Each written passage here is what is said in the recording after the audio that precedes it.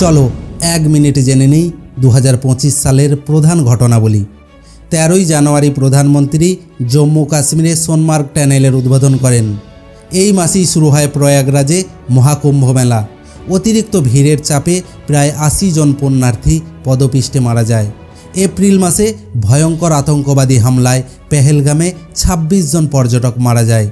এরপরই অপারেশন সিন্দুরের মাধ্যমে পাকিস্তানে থাকা জৈশ-ই মোহাম্মদের জঙ্গি ঘাঁটি গুঁড়িয়ে দেয় ভারতীয় বায়ুসেনা। আহমেদাবাদে এয়ার ইন্ডিয়ার ফ্লাইট ক্র্যাশে 260 জন যাত্রী মারা যায়। এরপরই আসে ভারতের অর্থনীতিতে সাঁড়াশি চাপ। ডোনাল্ড ট্রাম্প দ্বারা 50% ট্যারিফ গুঁত।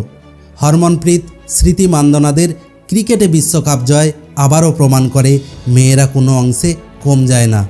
নভেম্বরে দিল্লি লালকেল্লা বিস্ফোরণে 15 জন সাধারণ মানুষ মারা যায়। এ মাসেই বিহারে বিজেপি এবং জেডিইউ জোট বিপুল ভোটে জয়লাভ করে।